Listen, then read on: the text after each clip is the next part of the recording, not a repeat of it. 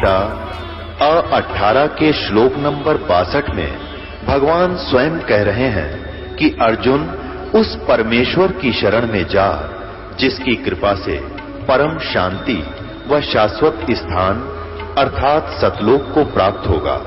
वो परमेश्वर कौन है, कहां है, कैसा है, जानने के लिए कृपया अवश्य सुनिए जगत गुरु तत्वदर्शी संत रामपाल जी महाराज के अमृत वचन। सत साहिब दर्शकों, जब कोई मनुष्य अपने जीवन में अनेकों प्रकार की साधनाएं अपना चुका हो, फिर भी उसका और उसके परिवार का जीवन शारीरिक कष्टों और परेशानियों से घिरा रहे, तो वह पूरी तरह निराश हो जाता है और तब वह सोचने लगता है कि क्या उसके द्वारा की गई भक्ति साधना शास्त्रों के अनुसार भी थी या नहीं।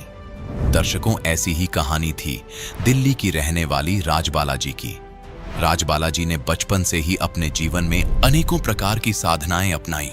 इन्होंने अनेकों प्रकार के जप भी किए, व्रत भी रखे और तीर्थों की यात्रा भी की, लेकिन इसके बावजूद भी इन्हें किसी भी भक्ति विधि से सच्ची शांति और सुख की प्राप्ति नहीं हुई। लेकिन दर्शकों, आज राजबाला जी का कहना है कि जब से मैंने संत रामपाल जी महाराज से नाम दीक्षा ली है, तब से मेरी पूरी जिंदगी ही बदल गई है। पहले मैं और मेरा परिवार अनेकों लाइलाज बीमारियों और अनेकों प्रकार की समस्याओं से जूझ रहा था, लेकिन संत रामपाल जी महाराज के द्वारा दी गई शास्त्र अनुसार भक्ति साधना करने से मुझे वो अमूल्य सुख और शांति मिली जिसकी मैं वर्षों से तलाश कर रही थी। दर्शकों, आखिर संत रामपाल जी महाराज जी ने राजबाला जी को कौन सी जड़ी बूटी दी जिससे इन्हें शारीरिक और मानसिक सुख की प्राप्ति हुई? आइए सुनते हैं राजबाला जी की कहानी, उन्हीं की जुबानी। नमस्कार जी। नमस्ते जी। क्या नाम है बहन जी आपका? राजबाला। बहन जी, आप कहाँ से आए हैं? रामफल चौक, द्वारका, सेक्टर 7, दिल्ली।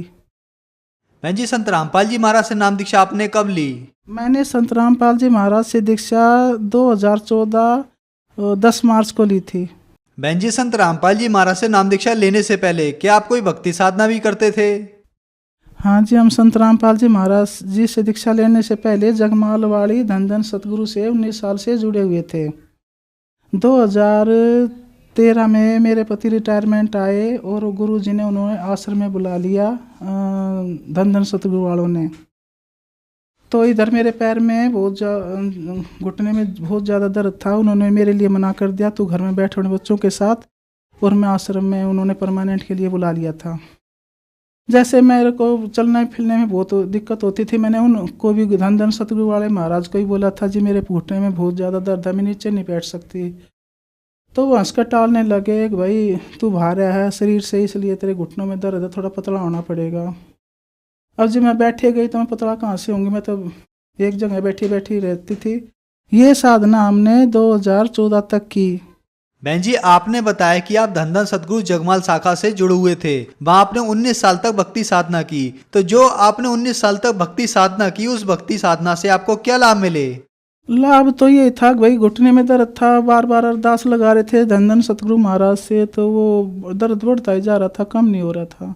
उसी शाखा धन सतगुरु से मेरा भाई भी जुड़ा हुआ था, जो कि वो बीड़ी भी पीता था और शराब भी पीता था। हम बार बार उसको मना करते थे। महाराज जी धन सतगुरु को भी अरदास लगाते थे कि जी इसकी ये दारू बीड़ी छुटवाओ, और वे घर में आते थे, लेकिन ये छोड़ नहीं पा रहे थे। फिर ऐसे पीते पीते इसको लीवर में पानी भरने लगा और पेट फूलने लगा। जब बहुत परेशानी होगी तो ये चंदन देवी में उस लैब में जाता था और वो 10 किलो की कैन लगा देता था और 8-9 किलो पानी निकालते थे। लेकिन वो पानी पहले तो महीने में निकलता था, फिर 15 दिन में, फिर 8 दिन में, और वो डॉक्टर भी हिचकने लगा। और जो वो उस रूम का वो जो था, वो भी मेरी आंखों में ऐसे निराश से देखते थे, अकेले आते तो हैं लेकिन ये बचा नहीं पाएंगे, इसको क्या करें ऐसे क्वेश्चन करते थे, मुश्किल है। तो लास्ट वाले दिन, मतलब जब 3-4 दिन के बाद भी इतना पानी निकल रहा है, इसकी बचने की कोई आस नहीं थी। तो जब हम वहाँ से 5 बजे सुबह जाते थे, 5 बजे छोड़ते थे, वो टोपा टोपा करके बूंद बूंद करके वो कैन भर जाती थी। तो ये कहने लगा मेरे बस की चलना नहीं है। मैंने बोली भाई तू अड़े बैठ, मैं तेरे लिए ऑटो ले आती हूँ। तो इनका खून का पानी बनता था, पहले महीने बनता था, और 10,000 से भी ज़्यादा हम पैसे वहाँ लगा कर आ जाते थे। फिर 15 दिन में बढ़ने लगा, खून का पानी बनता था, खाना कुछ था नहीं, बिल्कुल दुबला पतला, सांस कहीं कहीं अटक रहा था। जैसे ही वो 15 दिन में, फिर 8 दिन में, फिर 4-5 दिन में नौबत आ गई। और वे सब, वो जो डॉक्टर था वो भी निराश हो चुका था कि ये वैसे लेकर आ रहे, ये बचने वाला नहीं है। तो मैं भी इस बात से बहुत चिंतित थी। इनका फ़ोन आता था रात को, मेरे को ये चिंता थी पता नहीं क्या बुरी खबर सुनाएंगे। इनका फ़ोन इस टाइम आया। बहन जी, आपने बताया कि आप 19 साल से जगमाल धनधन सतगुरु जी की शाखा से जुड़े हुए थे। वहां पर आपको कोई लाभ नहीं मिला। आपके भाई भी उससे जुड़ गए। उनको भक्ति साधना करते करते एक भयंकर बीमारी हो गई। उनके लीवर से खून का पानी बनने लगा। तो फिर संत रामपाल जी महाराज की शरण में आप कैसे आए? हम जब वहाँ से बिल्कुल उम्मीद टूट चुकी थी और ये आज मरा कल मरा ऐसी नौबत आ रही थी, तो मेरा भाई का भी इतना मतलब बोला, जी मैं बचूंगा नहीं। मेरी आंखों में पानी आ गया। मैंने बोली भाई तू एक तरह से बच सकता है। बोला कि मैं कहा मेरे गुरु संत रामपाल जी से नाम ले ले, शायद वो तेरे को बचा पाएंगे, नहीं तो भाई तेने कोई नहीं बचा पाओगा। बोला जी तो आज मेरी हिम्मत नहीं है और मैं 2-4 दिन में तेरे को बताऊंगा। मैं 2-4 दिन का वेट कर रही थी। 2-4 दिन कब निकले, मैं घर गई इसके अपने भाई के। मैं बोली भाई तेरी क्या सलाह हुई? बोले भाई ने बोला जी चाल, क्योंकि यो चालने वाला नहीं था। बीमारी इसको भी ये पता था मैं मरने वाला हूँ, तब इसने हाँ भरी थी। फिर मैं इसको जान नामदान केंद्र था वहाँ लेकर गई, तो बड़ी मुश्किल से वहाँ जिन्ने पे वो सेंटर था वहाँ चढ़ाया। फिर इसको थोड़ा सा रेस्ट करवाया और संत रामपाल जी महाराज जी से दीक्षा ली। बहन जी, आपने बताया कि आपने संत रामपाल जी महाराज से नाम दीक्षा ली। आपके भाई को बहुत ज्यादा परेशानी थी, तो क्या संत रामपाल जी महाराज से नाम दीक्षा लेने के बाद आपके भाई की परेशानी दूर हुई? अभी जब इनके 1-2 सांस कब गया तो वहाँ नाम लेने के बाद इनको आराम मिलता चला गया। और इसको भी थोड़ा सा यकीन हो गया कि ये संत रामपाल जी महाराज पूरे गुरु हैं। जो मेरा भाई बीड़ी और शराब पीता था, अब वो बिल्कुल नहीं पीता है। जो मेरे भाई के पेट में से 10 लीटर पानी निकलता था, वो बिना ऑपरेशन और बिना दवाई के संत रामपाल जी महाराज के आशीर्वाद से ठीक है। डॉक्टर ने बता दिया था कि इसका बचेगा नहीं ये, और अब ये ठीक ठाक है। और ये मेरे पास में भी आ रहा है, बूझ लो इस। नमस्कार जी। नमस्कार जी। सर, क्या नाम है आपका? ललित कुमार। ललित कुमार जी, आपकी बहन ने बताया कि आप 19 साल से जगमाल पंथ की भक्ति करते थे। डेरा सच्चा सौदा सिरसा से भी जुड़े हुए थे। वहां आपको एक बीमारी लगी कि आपके लीवर में से डॉक्टर 10 लीटर पानी निकालते थे, मतलब आपके खून का पानी बन जाता था। डॉक्टर ने आपको कुछ ही दिन का मेहमान बता दिया था कि आप नहीं बचोगे। फिर आपने संत रामपाल जी महाराज से नाम दीक्षा ली। संत रामपाल जी महाराज ने आपकी बीमारी बगैर दवाई बगैर इलाज के ठीक कर दी।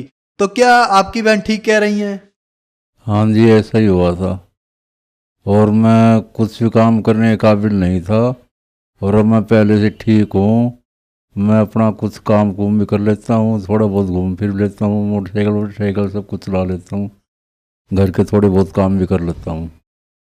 सर, संत रामपाल जी महाराज से नाम दीक्षा लेने के बाद क्या आपका नशा छूट गया? हाँ जी, उसके बाद मैंने कोई नशा नहीं किया, ना मैं नशे वालों के पास जाता ना मैं बैठता। जो मेरे घुटनों में दर्द था वो मेरे गुरु संत रामपाल जी महाराज की दया से ठीक हो गया है। बहन जी, जो श्रद्धालु आपको देख रहे हैं, आप उन्हें क्या संदेश देना चाहती हैं? मैं यही संदेश देना चाहती हूँ, पूर्ण गुरु संत रामपाल जी महाराज हैं। इस दुनिया में यही एक सच्चे गुरु हैं। इनके पास आ जाओ, इनके पास सच्ची भक्ति है, सच्चा नाम है, प्रमाणित भक्ति है, और अपना कल्याण करवाओ। जो मेरा भाई डॉक्टर जी ने मुश्किल बता रहे थे कि मुश्किल ठीक होएगा, और बिना ऑपरेशन के संत रामपाल जी महाराज ने ठीक कर दिया। बहन जी, संत रामपाल जी महाराज से नाम दीक्षा कैसे ले सकते हैं? संत रामपाल जी महाराज जी से नाम, एक तो चैनल पर नीचे पट्टी आती है, उसमें फ़ोनों के नंबर है, उन नंबरों को मिलाओ और वो आपको बताएंगे। जहाँ नज़दीक होगा सेंटर वहीं आपको बुला लेंगे। धन्यवाद बहन जी। संत रामपाल जी महाराज की जय। सत साहिब। दर्शकों, अभी आपने सुने संत रामपाल जी महाराज से दीक्षा प्राप्त करके सुखी हुए भक्त के अनुभव। अब देखिए जगत गुरु तत्वदर्शी संत रामपाल जी महाराज के मंगल प्रवचन। फिर क्या बताया है कि कलयुग बीतते 5500 पाचा, तब ये मेरा वचन होगा साचा। कलयुग बीत जावे जब एता, और सब जीव परम पुरुष पद चेता। ओए है 5505 जब वर्ष बीत जाएंगे, उस समय ये मेरी बात सत्य होगी कि मैं 12वें पंथ में स्वयं आऊंगा, सब पंथों को मिटाकर एक पंथ चलाऊंगा। अपने आत्मा थोड़े से दिन की बात है, बुद्धिमान समाज है, अभी तक उनके पास ये ज्ञान पहुंचा नहीं है और पहुंचने लग रहा है। परमात्मा तो दयालु है, घर घर टीवी लगा दिए, मोबाइल बना दिए, इनमें चिप डलवा लो, सीडी बैठ कर देख लो, पुस्तक पढ़ लो, टीवी देख, कहीं ना कोई तो मार्ग से अपने बच्चों तक ये पहुंचा कर छोड़ेंगे। और जब उनको ये समझ में आएंगे, हाय ऐसे आएंगे दौड़कर और सब एक हो जाएंगे, सबका मोक्ष होगा, सब यहां भी सुखी होंगे और सतलोक जाएंगे। जहाज भर भर कर भगवान आपको सतलोक छोड़का होगा।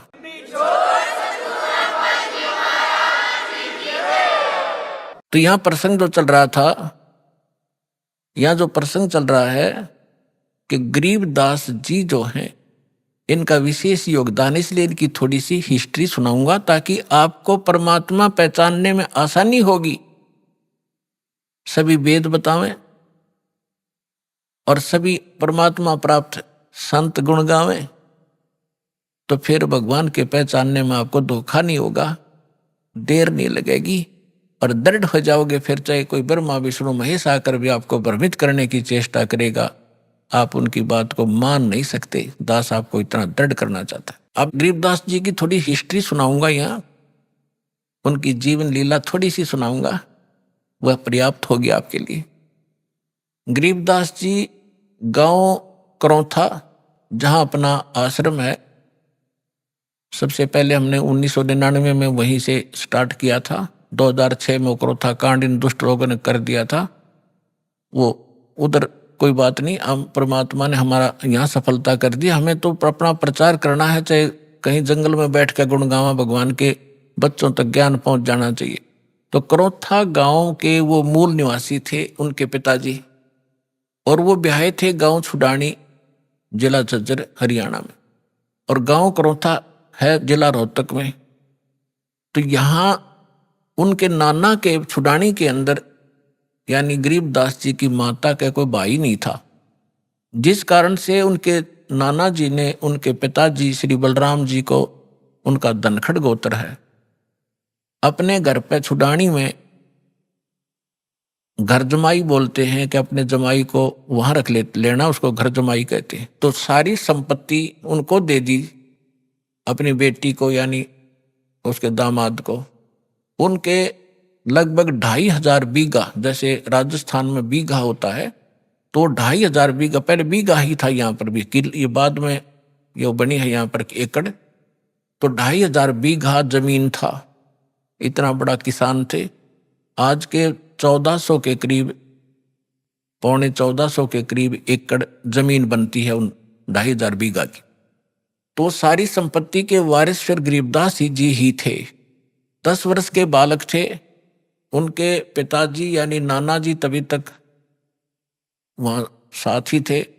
तो उनके वहां लगभग 150 गौवें थी, चरागाह, क्योंकि अपने खेत बहुत बड़े थे, गौवें रखते थे। गरीबदास जी उन गौवों के पाली जाया करते थे चराने के लिए जंगल में। उनके साथ में अन्य गांवों के कुछ उनके किसान के यहाँ जो किराए पर पाली होते थे, और कुछ अन्य गांव वाले भी अपनी गौवों को उनके खेतों में चराने के लिए साथ चले जाते थे। संवत 1784 यानी सन 1727 और फागुन उतरते की द्वादशी यानी फागुन सुदी द्वादशी को दिन के लगभग 10 बजे सभी गौवें चर रही थी, कोई बैठी हुई थी वृक्षों के नीचे। जांडी उस साइड में जैसे राजस्थान के अंदर जांड होते हैं ना, जांडियां, ऐसा ही स्थिति थी उस क्षेत्र की उस समय, जो आज बहुत से क्षेत्र में राजस्थान के अंदर। तो वहां जांडी ज्यादा होती थी, उन जांडियों के पास बैठी थी। और एक रास्ता है, गांव कबलाना है, छुडानी की सीमा से सटा हुआ, गांव कबलाना से गांव छुड़ानी में कच्चा रास्ता आता था। उस कच्चे रास्ते के ऊपर एक बड़ा पेड़ था जांडी का, उसके नीचे सभी पाली बैठे हुए थे इंक्लूडिंग गरीबदास जी, और वो भोजन खा रहे थे,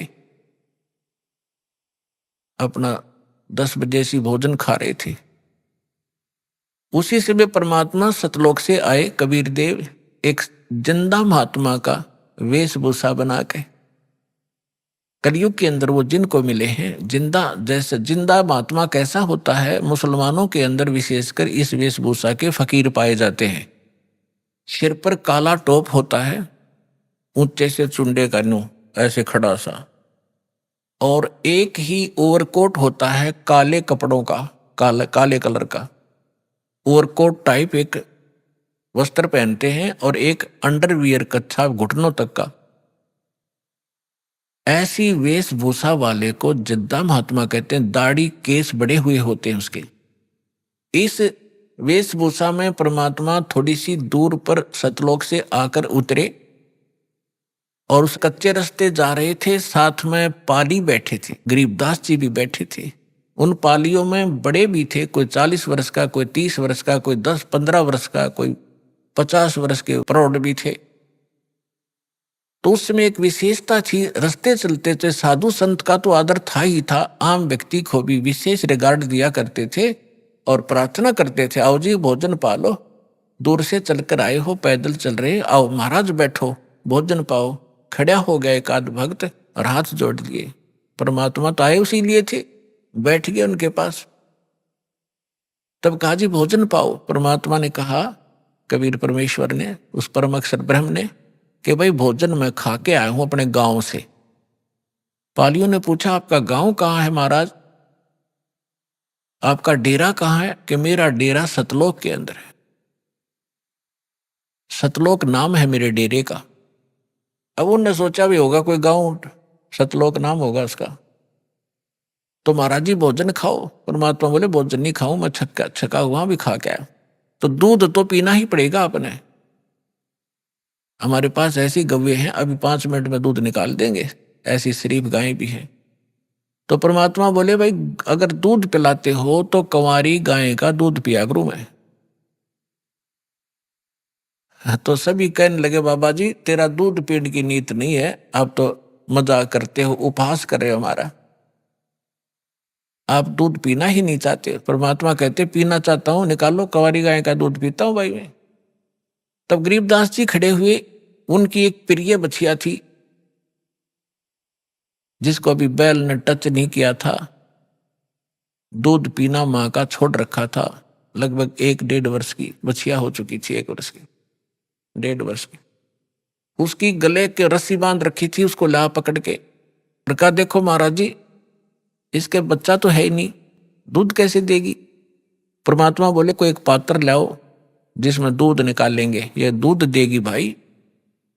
अब वहां एक मिट्टी का बर्तन था, जैसे जल पीने के लिए या लस्सी पीने के लिए ले जाते थे, उसको साफ करके रखा हुआ था।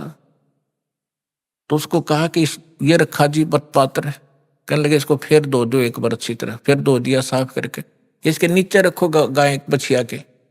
बछिया के नीचे गरीबदास जी 10 वर्ष के बालक पहले तगड़े हो जाते थे, पकड़ कर बैठ गए, हंस रहे हैं, देख रहे बाबा जी कैसे दूध निकालेगा।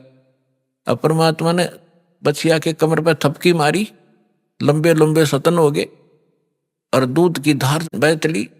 जब वो पात्र भर गया अपने आप दूध बंद हो गया। गरीबदास जी हैरान कि बाबा जी बड़ा शक्ति वाला है। अगले महाराज जी फिर पी लो। आपने निकाला कुछ दूध, परमात्मा ने पिया।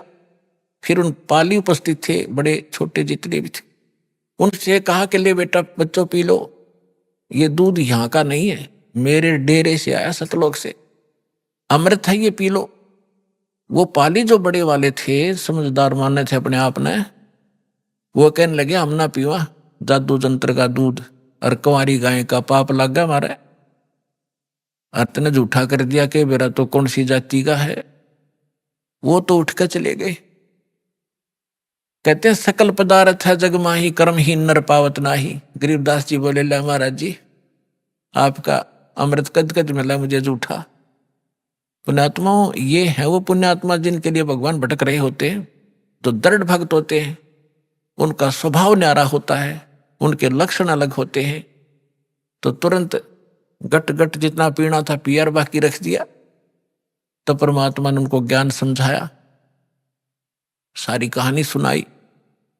तो परमात्मा से कहा बच्चे ने कि भगवान आप ऐसा स्थान बताते हो, क्योंकि वहां तो सारा दुख ही दुख होता था, जैसे राजस्थान रेगिस्तान है ऐसे ही वह क्षेत्र था, ना कोई नहर का साधन था उस समय, दुख है दुख थे वहां पर, कभी सूखा गिर जाता था। तो परमात्मा ने बताया कि मेरा जो डेरा है बेटा, वहां पर ऐसे दूध की नदी बहती है, घी के सरोवर हैं, और वहां पर काजू किस्मत सेब संतरे सदा बाहर वृक्ष हैं, वहां कोई अभाव नहीं है, बहुत सुंदर लोक है। अब बालक था, प्रबल इच्छा हुई कि भगवान क्या वो लोग मैं देख सकता हूं? परमात्मा बोले ऐसे नहीं देख सकते, पहले आपने मंत्र लेना पड़ेगा, मेरा शिष्य बनना पड़ेगा, तभी उसमें आप प्रवेश कर सकते हो। बोले जी बना लो, क्योंकि कैसे बनाओगे मुझे शिष्य? परमात्मा ने प्रथम मंत्र दिया और कहा बेटा अभी तेरे को सतलोक ले चलता हूं, अपना डेरा दिखा के लाता हूं। उस आत्मा को निकाला, ऊपर ले गए, ब्रह्मा विष्णु महेश के लोक दिखाए, धर्मराज का लोक दिखाया जहां बैठकर वो सबका न्याय करता है। 21 ब्रह्मांड काल के दिखाए, काल की वो तपतशिला दिखाई जहां 1 लाख मानव शरीरधारी प्राणियों को ये यहाँ का भगवान भून कर खाता है, जिसके लिए आपको यहाँ पाले बैठा है, रोके बैठा है, बका रखा, आपको मूर्ख बना रखा है। और उस काल के सिर पे पैर रख के परमात्मा उसको ऊपर लेकर गए। अक्षर पुरुष का लोक दिखाया उस पर ब्रह्म का, फिर 12वां द्वार पार करके सतलोक में पहुंचे, गरीबदास जी को देखे। अब वहां क्या लीला की दाता ने, वहां परमात्मा अन्य रूप में, उसी शकल में एक अन्य रूप सिंहासन पर विराजमान है, सिर पर मुकुट है जैसे राजा पहनते हैं, बहुत ही सुंदर मुकुट सफेद कलर का, ऊपर एक छत्र है बहुत सुंदर सफेद कलर का, बहुत सुंदर सिंहासन जिसमें हीरे मोती और लाल लगे हुए हैं, सफेद ही कलर के, वो बैठा है भगवान। सतलोक में बैठे भगवान के एक रोमकूप में करोड़ सूर्य करोड़ चंद्रमा मिला दे इतना प्रकाश है, तो उसको चरम दृष्टि नहीं देख सकती, आत्मा की आंखें ही उसको देख सकती हैं। तो गरीबदास जी ने देखा भगवान तो ये है मालिक, यो बैठा तख्त पे, और बहुत बड़ा गुम्बद है उसका, जैसे मंदिर नुमा एक बहुत बड़ा गुम्बद है, उसके सेंटर में भगवान विराजमान है। अब नीचे से जो जिंदा महात्मा के रूप में परमेश्वर कबीर जी गए थे उनके साथ, वो वहां जाकर चंवर उठा के और सिंहासन पर बैठे भगवान पर चंवर करने लगे।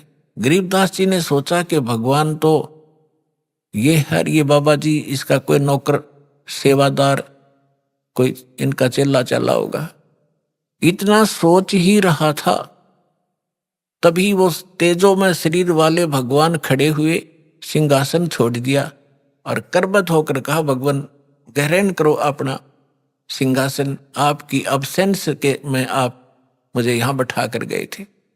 कबीर साहब उस पर विराजमान हुए और वो तेजो में शरीर उठाकर चंवर करने लगा, जैसे शिष्य करते हैं गुरु जी पे, ऐसे। गरीबदास जी ने सोचा रे यू भगवान और चंवर करे इस पे बाबा जी पे। इतने में क्या हुआ कि वो तेजो में शरीर नीचे से गए जिंदा महात्मा के शरीर में समा गया और चंवर अपने आप घूम रहा ऊपर। इस लीला को देखने के बाद परमात्मा ने सारी कथा सुनाई, भाई मैं भगवान हूं। गरीबदास में काशी में रहा 120 वर्ष, मेरा धाणक कबीर नाम था, मैं धाणक रूप में रहा करता था, जुलाहा का काम करता था। सारी सृष्टि को मैंने ज्ञान देने की चेष्टा की, लेकिन उन नकली लोगों ने अपनी चलने नहीं दी, और सभी बच्चे अशिक्षित हैं। गरीबदास जी ने कहा कि भगवान मुझे यहीं रख लो, मैं नहीं जाऊं उस गंदे लोक में। परमात्मा ने कहा बेटा जाना पड़ेगा, तेरे भाई बहन हैं, उनको कौन बताएगा मेरी महिमा, मेरा गवाह कौन बनेगा, तो गवाह बन, मैं तेरे साथ रहूंगा, कोई आपत्ति बेटा तेरे प्राण नहीं दूंगा, तू मंत्र करता रह। यानी इस प्रोसेस में, इस सारे घटना चक्कर में काफी समय बीत गया।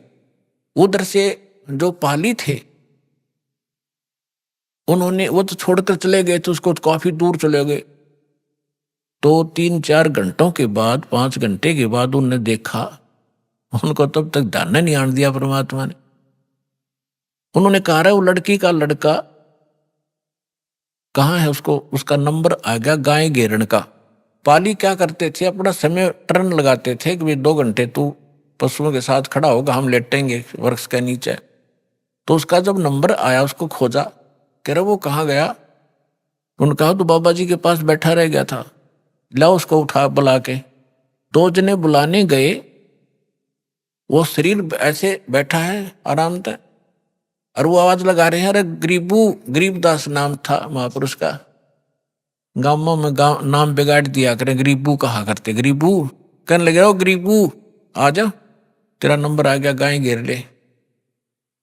निकट से आके कहने लगे, ओ भगत जी खड़ा हो ले। उन्हें सोचा समाधि लाए बैठा है, और वो बैठा शरीर टिका था उसका, पकड़ के हिलाया, कहते गए भगत जी खड़ा हो। वो गिर गए तो आंखें खुली हुई, सांस नहीं, वो तक एकदम अक्का बक्का रह गए। आवाज लगाई दूसरे साथियों को कि गरीबू मर गया, गरीबू मर गया, भागो भागो। उन्होंने कहा जाओ गांव में बताओ, सारी कथा सुनाना कि एक बाबा जी ने जंतर मंत्र का दूध पिला दिया जिससे मर गया हो। अब गांव में भागे गए। माता पिता का इकलौता पुत्र, वो भी 12 वर्ष शादी के बाद हुआ था, विवाह के उपरांत, और उसकी मृत्यु सुनकर दोनों अचेत हो गए, बेहोश हो गए, चक्कर खा के गिर गए। फिर गांव के अन्य लोग, उनके नाना जी साथ और भी बहुत से, जिसने भी सुना वही चल दिया खेतों की तरफ। वहां से बच्चे का शव उठाकर लाए, शाम होगी, चिता पर रख दिया अंतिम संस्कार करने के लिए। तब परमात्मा ने कहा बेटा जल्दी जा, ना वो खराब कर देंगे तेरे शरीर को। गरीबदास जी को सब कुछ दिखाया, वहां से सारा दिखाई देता है, यहाँ पर चाहे चीटी देख ले चलती, वहां ऐसी दिव्य दृष्टि मिलती है। गरीबदास जी तुरंत छोड़ दिए, जा बेटा स्पीड से, 1 सेकंड के भी कुछ अंश में आत्मा में प्रवेश कर दिया गरीबदास साहिब जी को। ऐसे जब चिता पर बैठे हुए थे, उनका जैसे बांध कर ले जाते हैं ना, उस अर्थी के ऊपर रस बांध लेते हैं, रस्सा कहीं गिर ना जा रास्ते में, वो नौका ने रखा ही था, इतने में उठ गए और वो बंधन अपने आप टूट गए, खुल गए। और खड़ा होकर 10 वर्ष का बालक देखता है तो वह कहाँ गया, जैसे सरप्राइज सा होता उसको, उसकी भाषा बदल गई, उसका विचार बदल गए, बुजुर्गों जैसी बातें करने लग गया और ये बानी सुनाने लग गया। अब जिससे भी बात करे ये अमर बाणी बोल कर बात करे। गांव वाले इस वाणी से परिचित नहीं थे और अपने आप बोलते रहते थे, कहीं खड़े होकर के बच्चों में बैठ जाते, बच्चों में यही कहानी सुनाने लग जाते। अलल पंख अनुराग सुन मंडल रथीर, दास गरीब उधारिया सतगुरु मिले कबीर। तो सारा गांव उसको कहने लगे लड़का पागल हो गया, एंड बैंड बोल रहा है, इसकी भाषा समझ में नहीं आती, पागल हो गया, मेंटल हो गई। उसको पागल कहने लगे, गांव में बावलिया कहते हैं, बौड़ा, उसको बावड़िया कहने लगे। बावड़िया नाम पका दिया उस परम पिता की प्यारी आत्मा का उन तत्व ज्ञानहीन प्राणियों ने। कहते गरीबदास जी को भी बावड़ा बता के कर ले दुनिया सैनी का। अब उन्होंने ये संतोष हुआ माता पिता को और गांव वालों को कि भी कोई बात नहीं, पागल तो हो ही गया यूं, फिर भी इसकी माता या लड़की अपने इस पागल ने देख के इसके साथ अपना जीवन संतोष कर लेगी या मरे नहींगी इसके वियोग में। शुक्र है भगवान का, जीवित तो हो गया, पागल होया सो हुआ। इस तरह 3 वर्ष बीत गए।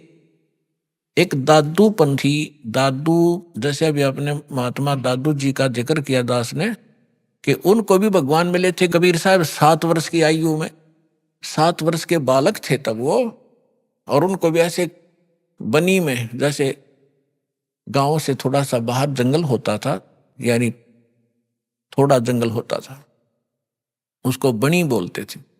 वहां बच्चों के साथ खेल रहा था। गरीब परमात्मा जिंदा महात्मा के रूप में आए, उनसे भी ये चर्चा की। अब परमात्मा ने अपने लोटे में सतलोक से अमृत लाए हुए थे, वो रखा था। तो बात चलते चलते ज्ञान सुनाने लगे, बच्चे बड़े इंटरेस्ट से सुनने लगे।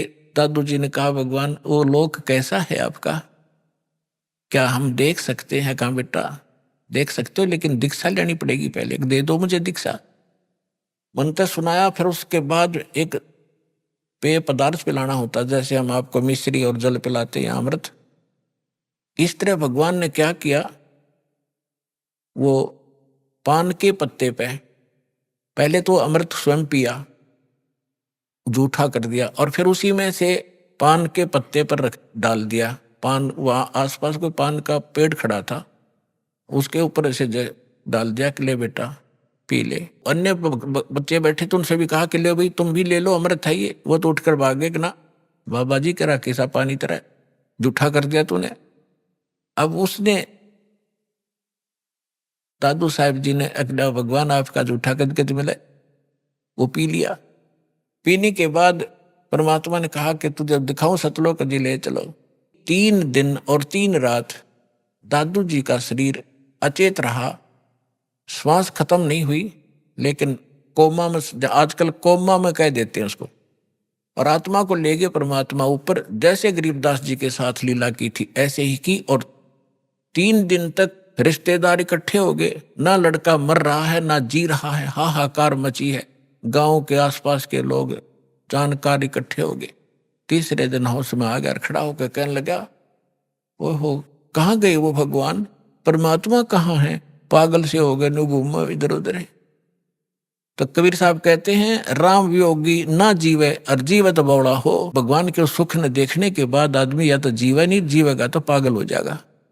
तो वो दशा उस महापुरुष की हुई। तो दादू साहब जी बड़े होते गए, जो तब उन्होंने उस अमृतवाणी बोली, वह उनके चेलों ने लिखी, गरीब दादू साहब जी के ने, और दादू जी के ग्रंथ में ये विद्यमान है वाणी। अब दादू जी क्या बताते हैं, थोड़ी सी महिमा परमात्मा की दादू जी के शब्दों से सुनाते हैं। परमात्मा शब्द कहने से पाप कटने लग जाते हैं जीव के, लेकिन जो परमात्मा है उसको उद्देश्य बनाकर उसको परमात्मा कहा जाए।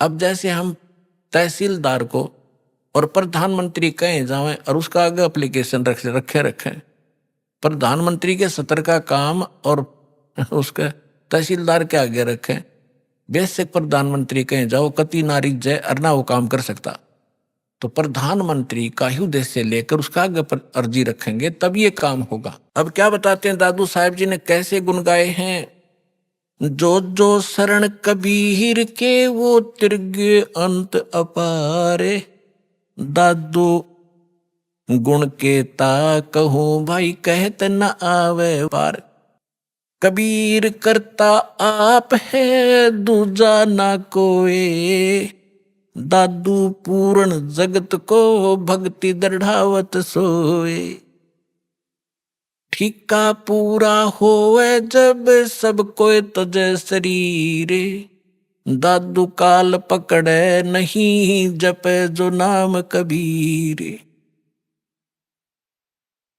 आदमी की आयु घटे तब जम घेरे आए, स्मरण किया कबीर का दादू लिया बचाए, मेट दिए अपराध सब आए मिले छन माही, दादू संग ले गए कबीर चरण की छाई, सेवक देव निज चरण का दादू अपना जान, भृंगी सत कबीर ने कीन्या आप समाने, दादू अंतर्गत सदा छन छन सुमरण ध्याने, वारू नाम कबीर पर पल पल मेरे प्राणे, सुन सुन साख कबीर की यू काल नवावे माथे, धन धन तीनों लोक में दादू जोड़े हाथ। केरी नाम कबीर का विखम काल गजराज, दादू भजन प्रताप से ये भाग गए सुनत आवाज। पल एक नाम कबीर का दादू मन चितलाए, अस्थि के असवार को ये स्वान काल ना खाए। सोमरत नाम कबीर का कटे काल की पीरे, दादू दिन दिन ऊंचा होवे फिर परमानंद सुख सीरे। दादू नाम कबीर की जय कोई लेवे ओटे, तिनको कभू लागे नहीं ये काल बजर की चोटे। और संत सब कूपे हैं कहते झरीता नीरे, दादू अगम अपार है ये दरिया सत कबीरे। अब ही तेरी सब मिटे ये जन्म मरण की पीरे, श्वास उश्वास सोमर ले दादू नाम कबीरे। कोई सरगुण में रीझ रहा कोई निर्गुण ठहरावे, दादू गति कबीर की मोह से कहीं ना जावे। दादू नाम कबीर का सुन के कांपे काले, नाम भरोसे जो चले होए नवा का वाले। जिन मोह को निज नाम दिया सोए सतगुर हमारे, दादू दूसरा कोई नहीं ये कबीर सिरजनहारे। अब क्या बताया दादू जी ने, क्योंकि गरीबदास जी की महिमा चल रही है, थोड़ा सा इसलिए हिंट देना पड़ा, इसका आगे लिंक है इससे। दादू साहब जी क्या कहते हैं कि सुन सुन साख कबीर की, साख माने महिमा, परमात्मा की सामर्थ्य है। सुन सुनने से जैसे परमात्मा की महिमा जहां चलती है तो काल भी माथा रगड़े के तो समर्थ है। यो काल यहाँ का भगवान जो है, जो भगवान की महिमा कहीं होती है, सच्चाई उसकी सत्य महिमा सुनाई जाती है तो काल भी नाक रगड़े मत्था टेकता है कि हाँ भगवान तो समर्थ ही है, वो कबीर तो पूर्ण परमात्मा है। तो सुन सुन साख कबीर की, काल न्यवावे माथ झुकावे माथा, और धन हो तीनों लोक में दादू जोड़े हाथ। फिर देखो कैसी तुलना की है, केरी नाम कबीर का और विखम काल गजराज, दादू भजन प्रताप से यू भाग्य सुनत आवाज। अब 21 ब्रह्मांड का स्वामी है। श्रीमद् भगवत गीता अध्याय नंबर 15 के श्लोक नंबर 18 में गीता ज्ञानदाता ये ब्रह्म है, काल है। ये खुद कहता है कि मेरे अंतर्गत जितने भी प्राणी हैं उनसे मैं उत्तम हूं, श्रेष्ठ हूं, उनसे तगड़ा हूं मैं। इसलिए मैं लोक वेद के आधार से पुरुषोत्तम प्रसिद्ध हो रहा हूं, क्योंकि जितने भी इसके अंतर्गत प्राणी हैं काल के, ये इन तगड़ा है। ये 1000 कला का ब्रह्मा विष्णु महेश 16 कला के, वो 1000 भुजा का ब्रह्मा विष्णु महेश 4 भुजा के। इनमें यहाँ के प्राणियों में ब्रह्मा विष्णु महेश हमसे सबसे तगड़े शक्तिशाली है, इनसे भी वो कई गुना शक्तिशाली है। तो ये कोई छोटी शक्ति नहीं है, कहने का भाव ये है। तो यहां दादू जी कहना चाहते हैं कि केरी नाम कबीर का, केरी मन बब्बर शेर, और बब्बर शेर कहीं धाड़ मारता हो और हाथी आसपास घूम रहा हो, हाथी इतना भयभीत हो जाता है, लीद कर देता, वो टट्टी कर देता, एकदम इतना डर जाता है, भागने की सोचा कि इधर से जान बचे मेरी। तो यहां कहने का भाव यह है कि हाथी कोई छोटा प्राणी नहीं है, आम प्राणियों से तगड़ा है, लेकिन उस बब्बर शेर के सामने वो भी फेल है, उसके सामने उसकी कोई अस्तित्व नहीं है। तो यहां दादू साहब जी ये बताना चाहते हैं कि केरी नाम कबीर है, परमात्मा का जो सत्य मंत्र है। और कबीर साहब को ऐसा समझो जैसे बब्बर शेर हो, और ये काल भी छोटा नहीं है, विषम काल गजराज। गजराज माने हाथियों का राजा, हाथियों में भी तगड़ा हाथी समझ लो। लेकिन दादू भजन प्रताप से ये भाग्य सुनत आवाज, नाम का सिमरण, सतनाम जो आपको दिया जाएगा, ये राम का नाम है। राम राम कोई मंत्र नहीं है, राम का नाम, यानी जिससे वो राम प्राप्त हो वो नाम, वो 2 अक्षर का है। सतनाम जिसमें एक और मंत्र है, एक आपको गुप्त है, वो तत्शब्द वो दिया जाता। आगे क्या बताते हैं, पल एक नाम कबीर का। जो परमेश्वर कबीर जी ने जो सत साधना बताई है, वो एक पल भी अगर जिसने सत साधना से भक्ति कर रखी हो, पल एक नाम कबीर का दादू मन चित लावे, अस्थि के असवार को स्वान काल नहीं खावे। अब देखो, इन महापुरुषों की वाणी को समझना किसी बालक के बस की बात नहीं है। ये महापुरुष पाके पढ़े, दादू पंथी, कबीर पंथी, गरीबदास पंथी, किसी ने कख नहीं पता इनकी वाणी का, ये समझ नहीं सके इनको। अब यहाँ कैसी, पहले तो तुलना की कि परमात्मा को तो केरी बब्बर शेर समझो, और हाथी भी कोई छोटा नहीं है, लेकिन उसके सामने हाथी की कोई अस्तित्व नहीं है बब्बर शेर के सामने। तो हमारे समर्थ भगवान इतने शक्तिशाली हैं इस काल की तुलना में। अब आगे क्या बताते हैं कि आप जिन्होंने कबीर परमात्मा की शरण ले ली, आप बैठ गए हाथी पे, और काल को कह रहे हैं, काल को समझ लो डॉग, कुत्ता। हाथी पर बैठे व्यक्ति को वो स्वान हानि नहीं कर सकता किसी भी कीमत पे। अगर हाथी पर बैठे रहे, रात पर नीचे गिर गए, फिर तो पिंडी पाड़ेगा वो। अगर परमात्मा की शरण छोड़ दी तो काल तो खाएगा ही खाएगा, वो तो उसका तैयार बैठा हो। तो जैसे हाथी के ऊपर इंसान बैठा हो और कुत्ते भौंकते रहते हैं, क्योंकि ये बताना चाहते हैं दादू साहब जी कि आप भगवान की शरण में आने के बाद इस काल की रीत से, पहुंच से इतने बाहर हो जाते हो, जैसे काल ने समझ लियो फिर कुत्ता, आप बैठ गए हाथी पे, ये तुम्हें किसी भी प्रकार से हानि नहीं कर सकता, निकट भी नहीं आ सकता।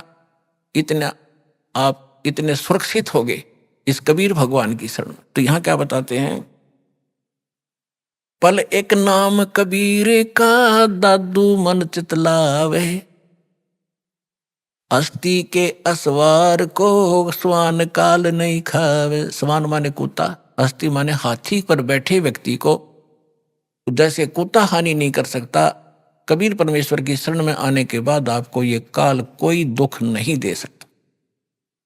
सुमरत नाम कबीर का कटे काल की पीरे, दादू दिन दिन ऊंचा होवे फिर परमानंद सुखसीर।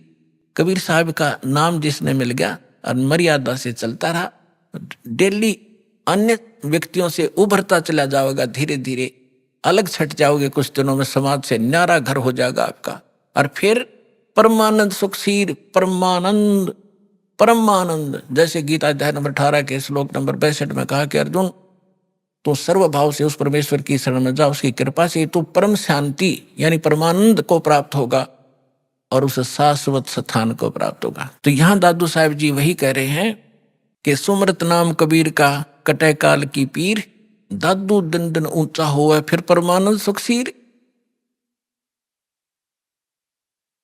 दादू नाम कबीर की जय कोई लेवे ओटे, तिनको कभू लागे नहीं ये काल कर्म की चोटे। अभी आपने सुने संत रामपाल जी महाराज के मंगल प्रवचन। आइए अब सुनते हैं संत रामपाल जी महाराज से नाम दीक्षा लेकर सत भक्ति करके अद्भुत लाभ प्राप्त करने वाले अनुयायी के विचार। दर्शकों, सोचिए क्या हो जब कोई व्यक्ति अपने धर्म में प्रचलित हर प्रकार के पूजन पाठ, व्रत, हवन, जप तप और दान पुण्य के कार्य कर ले, लेकिन फिर भी उसके जीवन में बीमारियां कम होने की बजाय और बढ़ती ही चली जाएं। दर्शकों, ऐसी ही कहानी थी उत्तराखंड के रहने वाले सुरेंद्र सिंह जी की। सुरेंद्र जी ने अपने जीवन में कई प्रकार की साधनाएं अपनाई।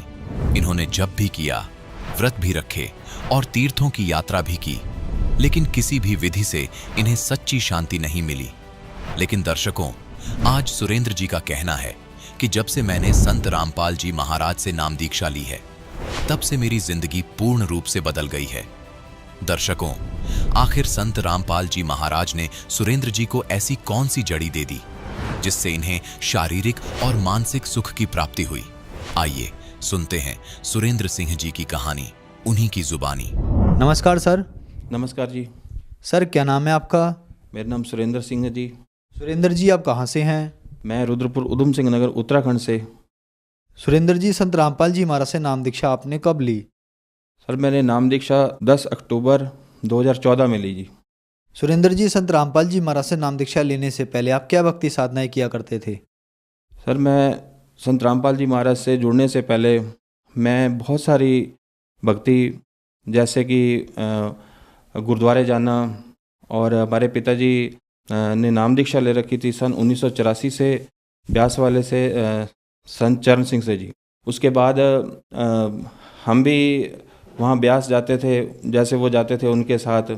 और वो उससे पहले वो बचपन से शुरू से उनको लगन भी थी, वो गुरु ग्रंथ साहब का पाठ भी करते थे और पाठी भी रहे हैं वो। उन्होंने बहुत मतलब साधना जो है भक्ति की सिद्धियां भी उन्होंने काफ़ी कर रखी हैं।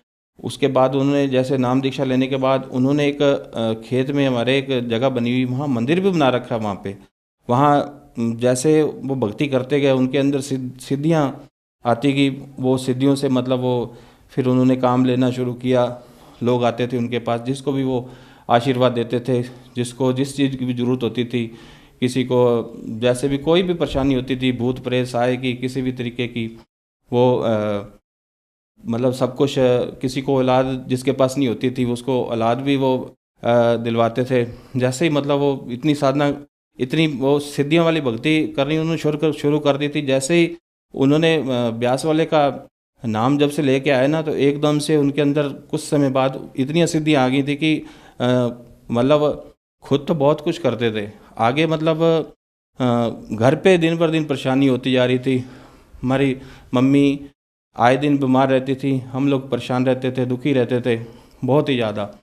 लेकिन फिर भी वो मतलब हर साल हमने किसी भी तरीके से वहाँ मंदिर पे, वहाँ पे भंडारे करवाने, वहाँ पे मतलब पाठ करवाना, वहाँ जागरण होता था। वहाँ पे हमारे दुनिया को, वहाँ मतलब जितने भी लोग आते थे वहाँ उनको हमने मतलब बहुत कुछ करना, जलेबी वगैरह पता नहीं क्या क्या वहाँ होता था, बहुत कुछ करते थे। मतलब आए साल, हर साल कम से कम ज़्यादा नहीं तो 50 से 60 हज़ार रुपये का वहाँ हमारा खर्चा होता था। और घर से करते थे, घर से हम लुटते जा रहे थे। इतनी साधना पिताजी हमारे करते थे, तो हम भी उनका देखे देखी में हमने भी देखा भी ठीक है, जैसे ये कर रहे हैं आगे हम भी नाम दीक्षा लें और उसकी भक्ति करें।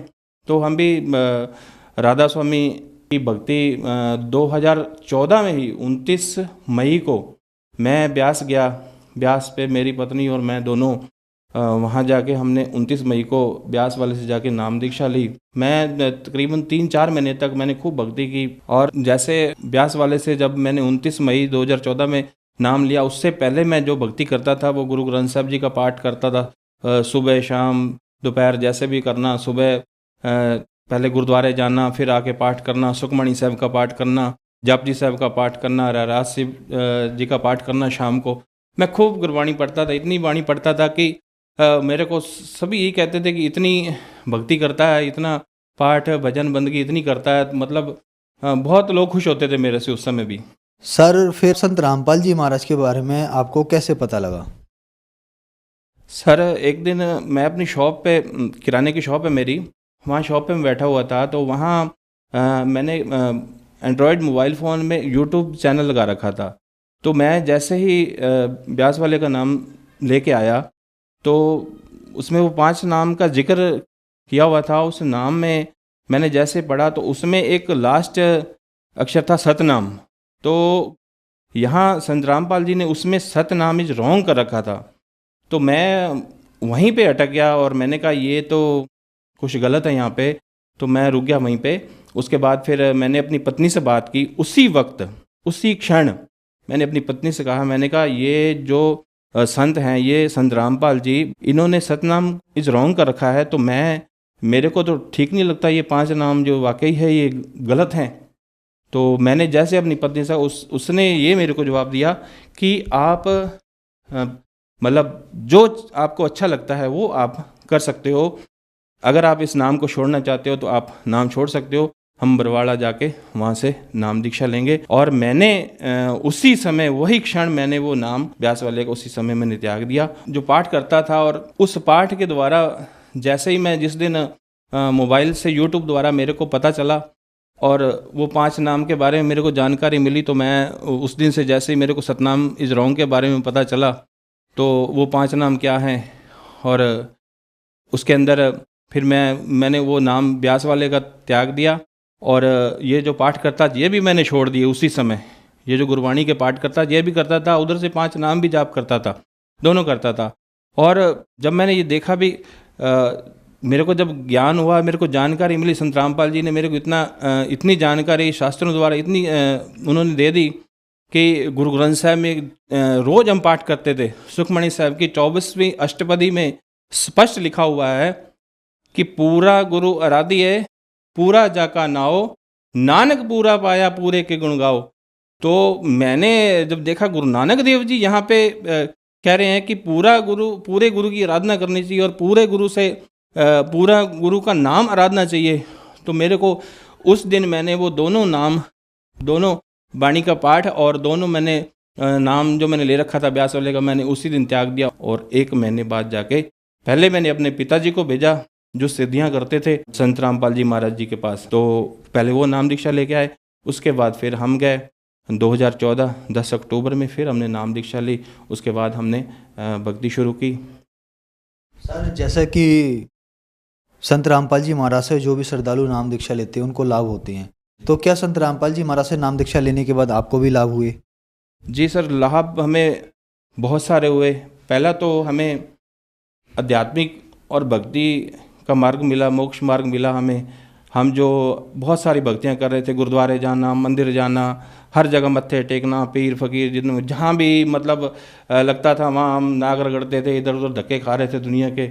वो हमें उस चीज़ का पता चला, उस परमात्म तत्व का पता चला जो जगत गुरु तत्वदर्शी संत रामपाल जी ने हमें बताया है जिस साधना को, और वो आज भक्ति कर रहे हैं। और हम लाभ तो हम छोटे मोटे तो सर बहुत सारे लाभ हैं।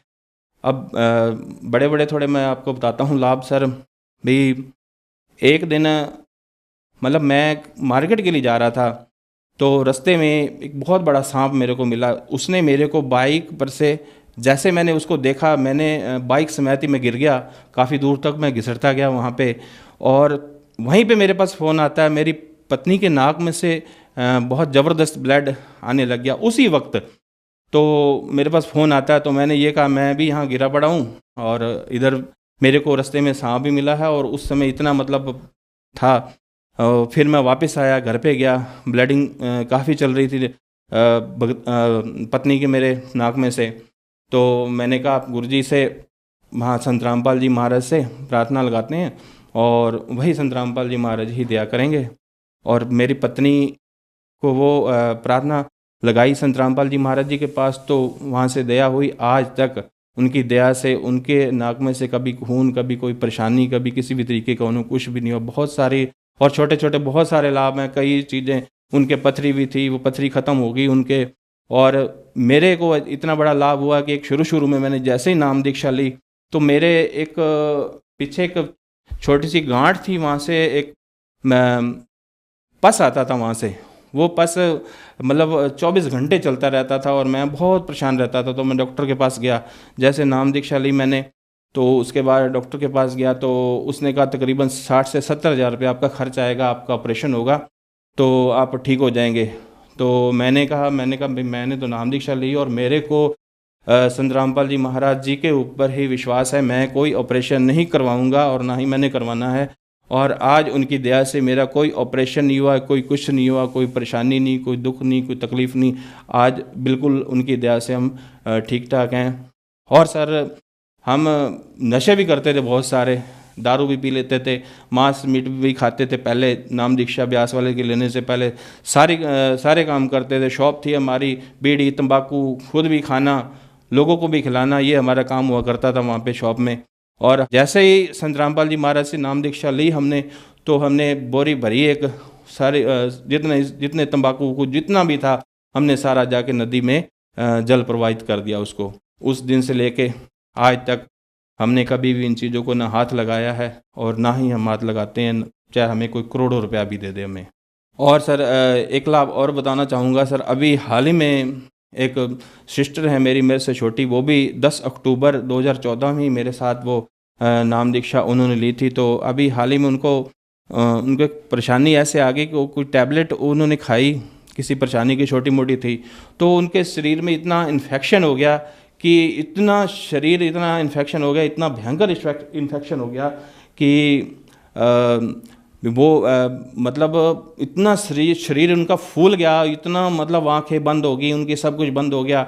डॉक्टर ने जवाब दे दिया उनको। तो मैंने कहा आप घबराओ मत, संत रामपाल जी महाराज जी के पास प्रार्थना लगाओ, वही दया करेंगे। और मैंने उनसे ये कहा और वो डॉक्टर के पास वहाँ लेके गए। तो डॉक्टर साहब ने भी पहले तो हाथ उन्होंने भी खड़े कर दिए और उन्होंने ये कहा ठीक है मैं कोशिश करके देखता हूँ। उन्होंने एक मतलब पॉइजन जहर को काटने के लिए एक जहर का ही इंजेक्शन लगाया जाता है, वो नाभि में लगाते हैं। वो इंजेक्शन उन्होंने नाभि में लगाया और लगाने के बाद मेरी बहन जो सिस्टर मेरी, वो 2 घंटे बाद ठीक होना शुरू हो गई। और परमात्मा के संत रामपाल जी महाराज की दया से वो बिल्कुल ठीक होती गई और उनके ऊपर दया हुई मालिक की, वो आज बिल्कुल ठीक है। डॉक्टर ने उस समय यह पूछा था मेरे से कि आप क्या करते हो, तो मैंने उनसे कहा हम संत रामपाल जी के शिष्य हैं और उनकी भक्ति साधना करते हैं। तो कह रहे उन्होंने आज इनको बचाया है, हमने तो इनको जहर का इंजेक्शन लगा दिया था कि ये मतलब इसका चांस नहीं है बचने का। सर जिस समय मेरी सिस्टर बीमार थी जिस समय, और जिस समय डॉक्टर के पास लेके आए थे, उस समय हमने एक उनकी तस्वीर खींची थी। वो तस्वीर ये है जब उन्हें रिएक्शन हुआ था और बहुत ज़्यादा मतलब उसके बाद उन्होंने एक जो जहर का इंजेक्शन लगाया नाभि में, तो उसके बाद फिर संत रामपाल जी महाराज जी ने दया की। आप ये फ़ोटो देख सकते हो, 15 दिन के बाद उनकी स्थिति ये होगी महाराज जी के उनसे प्रार्थना लगाने के बाद। सर संत रामपाल जी महाराज से नाम दीक्षा लेने के बाद आपको बहुत सारे लाभ मिले। आपने संत रामपाल जी महाराज से नाम दीक्षा ली और आपका नशा भी छूट गया और वो नशे की चीज़ें भी नहीं बेचते हैं। तो सर लोगों में इतना फ़र्क कैसे आ रहा है, इतना बदलाव कैसे आ रहा है? जो भी संत रामपाल जी महाराज से नाम दीक्षा लेता है वो नशा करना तो दूर, नशे को छूना भी छोड़ देता है। ऐसा इतना बदलाव कैसे आ रहा है? सर ये संत रामपाल जी महाराज जो नाम दीक्षा देते हैं वो शास्त्रों के अनुकूल देते हैं। भक्ति विधि जो ऐसी बताते हैं वो शास्त्रों से प्रमाणित, श्री गुरु ग्रंथ साहब में प्रमाणित है, गीता, कुरान, बाइबल, इन सब में वो प्रमाणित, वो शास्त्रों को दिखाकर वो जो भक्ति साधना जो बताते हैं वो हमें वो शास्त्र विधि के अनुसार बताते हैं। और वो नाम दीक्षा जो नाम वो मंत्र देते हैं, उस नाम में इतनी शक्ति होती है, इतनी ताकत होती है कि उस नाम को जपने से जितने भी नशे हैं वो सारे छूट जाते हैं और मतलब विकार रहित बंदा हो जाता है और बिल्कुल उस मालिक की, उस संत रामपाल जी महाराज की शरण में और परमात्मा की शरण में वो आ जाता है। सर जो श्रद्धालु आज आपको टीवी पर देख रहे हैं और परेशान हैं, दुखी हैं और वो संत रामपाल जी महाराज से नाम दीक्षा लेना चाहते हैं तो कैसे ले सकते हैं? सर जो इस समय दुखी हैं, परेशान हैं, वो संत रामपाल जी महाराज के अनेकों चैनल पर सत्संग आते हैं। उस सत्संग पे एक पट्टी चलती है, उसके नीचे नंबर दिए गए हैं और उन नंबरों पे संपर्क करके जहाँ भी वो रहते हैं वहाँ वो फ़ोन करके उस नंबर से उनको नाम दीक्षा वो वहाँ से उन नंबरों पे संपर्क करके संत रामपाल जी महाराज जी से नाम दीक्षा प्राप्त कर सकते हैं। धन्यवाद सर। सत श्री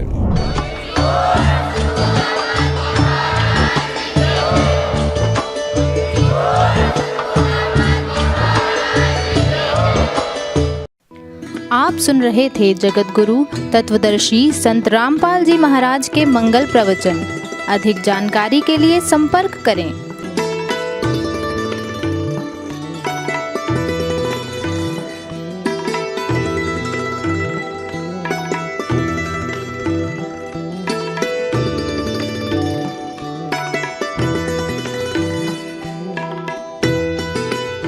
जगत गुरु तत्वदर्शी संत रामपाल जी महाराज जी के पावन सानिध्य में भक्ति की अलख जगाने तथा श्रद्धालुओं को सत्य भक्ति मार्ग का रास्ता दिखाने हेतु कनाडा के लोकप्रिय channel the TV NRI channel पर जगत गुरु तत्वदर्शी संत रामपाल जी महाराज जी के मंगल प्रवचनों का प्रसारण प्रतिदिन सुबह 7:30 बजे से 8:30 बजे तक तथा रात्रि 7:30 बजे से 8:30 बजे तक किया जा रहा है। इस सत्य भक्ति मार्ग को अपनाने के लिए अधिक से अधिक सत्संग प्रसारण देखें। इस सत्संग प्रवचन का सीधा प्रसारण संत रामपाल जी महाराज लाइव सत्संग YouTube चैनल और जगत गुरु संत रामपाल जी महाराज फेसबुक पेज पर भी देख सकते हैं।